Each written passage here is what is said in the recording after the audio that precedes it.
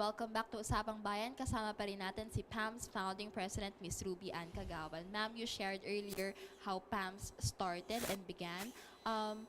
What is your mandate? We are the sole governing body for sport and non-sport motorcycle affairs in the Philippines, fully supported by the Philippine government through the Philippine Sports Commission. So when we say sport and non-sport, the sport would be the 6 racing motorcycle sports, and the non-sport will includes leisure and touring. Well, you've mentioned earlier as well that you are very attached with environment. Do you recommend motorcycle riding in exploring the beauty of a country? Definitely, we will be pushing for more tourism using the motorbike. Aside from that, one of the things that we have put in our bylaws and our constitution is to push for riding green. It's a new concept here, but it's very advanced in Europe. What does that mean? You calculate your carbon footprints compensation. So we emit carbon footprints, and we can actually help the environment by putting a small amount that will go to planting trees. So these things I've also explored. We already have 2 provinces that are excited to partner with us on this, to reforest.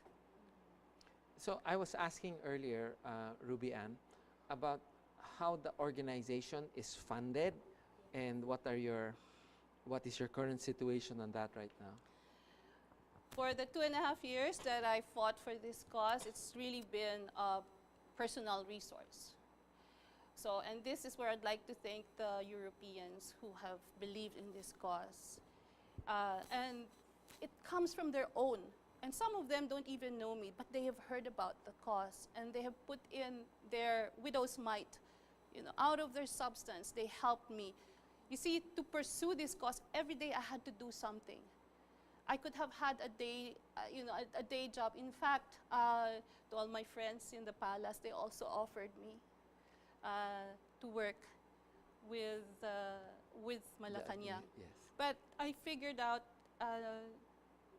there were so many great people there already, but nobody else will do this cause.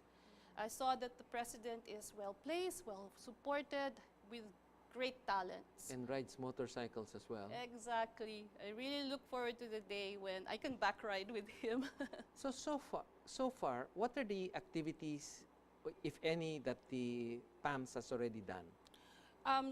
As soon as I came back, I met with the motorcycle leaders. So I started off primarily with the motocross leaders, the off-road, and actually I'll be meeting the next batch of leaders, which is the road racers. So they are from underbones to superbikes. So that's the first. And now they can conduct their races nationally and really have a national championship. Because what has happened is they did not compromise themselves. They did not align with the former NSA. So they created their own, they call it federations, but actually a nation should only have one federation. So they created their own associations with rules that they made or downloaded from the internet. And so whoever are their winners, even if it's a national thing, you cannot really say internationally recognized. Internationally recognized and government recognized national champions. So now they're free. Not yet there, we can talk about it when they will be totally free very soon, but at least on the national level, now they can have national championship. And whoever is the winner, they can really call national champion. You earlier said that there are 6 types of races. Motorcycle sports. Yeah. And what are these 6 again? There's road racing, there's the trial, there's this motocross, and there's the supermoto, which is a combination of road and off-road. You can check it out. I don't, because we don't have too many of these things, so it's not so familiar in the So we Philippines. haven't started that yet. We only have had so far road racing, motocross, supermoto, and this trial is our potential to get into the Olympics. This is a non-Olympic sport. So, but we can push for trial to be an Olympic sport. Since we're talking about motorcycle safety as well, what can you advise our fellow citizens who use motorcycles as a mode of transportation, most especially that a lot of our accidents, road accidents, involve motorcycles? First of all, the use of the helmet. That's one. But you see, in our country, like when we went to Mindoro, helmets are banned. Oh, really? Yes. Why? Because of the bandit problem. So there's the rebel problem, and so they want to identify. So we have seen people riding without helmets. So we have to work this out with the local government units. But the I thought use that of was a helmet. national law. Exactly. So I was surprised when I went there. The other thing is the age, because I saw young, teenagers. For sure, they don't have licenses, but that's their mode of transportation.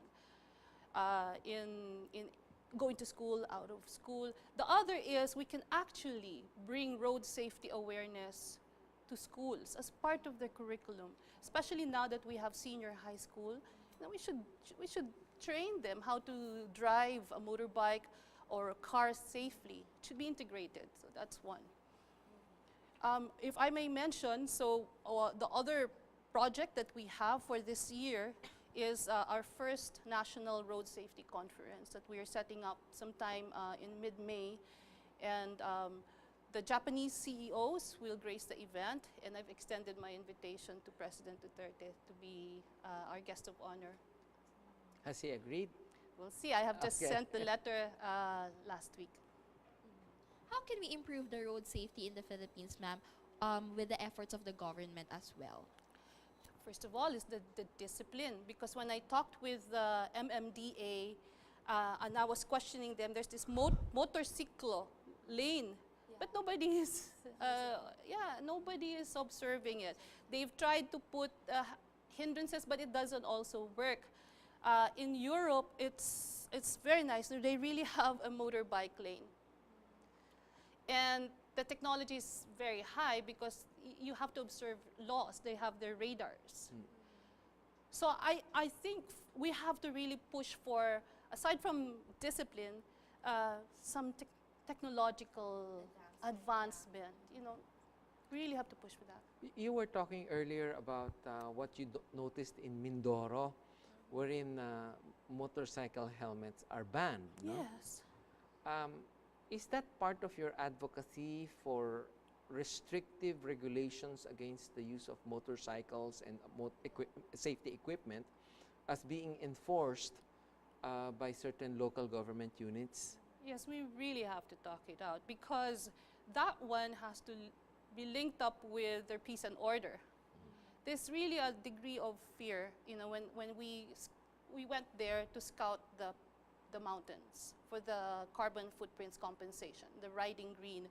And so that's how we were shocked. But even among the residents, there's fear because of the bandit problem. So we really have to work that out with the PNP and the local government so that we can enforce it, keep their people safe. The other city that I lived in for almost a year was Zamboanga City. Wow, there's hardly any road safety there to go, shug, shug, shug. And it's a common sight to be tailing a funeral car with young people who have just died because of a motorcycle accident. Do you also recommend, ma'am, the use of motorcycle by women? Oh, definitely. But you see, it's a factor of safety. I think people don't want to let go of their women on the roads because it's not safe. But the moment we have road safety, women will be more confident to ride motorcycling. I speak about Europe because I've traveled there. I've seen how they do it, and they're very, women in motorcycling is well advanced there. They're organized. And they push for riding green and women in motorcycling in the FIM globally.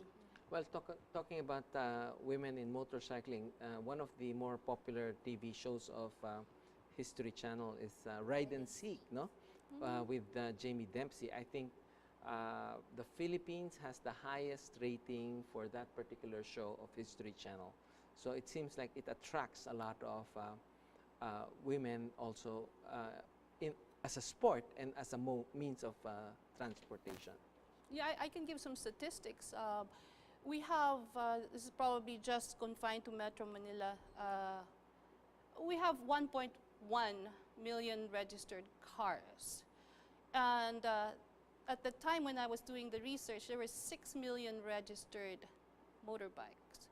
So if we could take that on a national level, I think it's still fairly reflective of how it is nationally, 1:6. There are far more motorcycle users or PTW users, power two-wheeler users, than cars. So we better take a good look at this. There's another statistics that I'd like to share. 2010, the Department of Health came up with the top 10 causes of death in the Philippines. And number 4 is fatal vehicular accident. And the number 1 vehicle involved in it is motorcycle. So we really need to pay attention to this matter. Since road safety is a huge concern in the Philippines still, ma'am, are there any efforts from PAMSS regarding urging the government to improve our road safety here in the country? Definitely, this will be a major advocacy. So, and when we do that, it benefits the industry, and it benefits, we lessen the cars, and there'll be more people able to use the road without having to buy a car. So it's actually a pro-poor advocacy if you think about it. We will still have PAMSS founding president Ms. Ruby Ann Kagaoan when we return. Please stay tuned. Magpapalit pa rin po ang Usapang Bayan.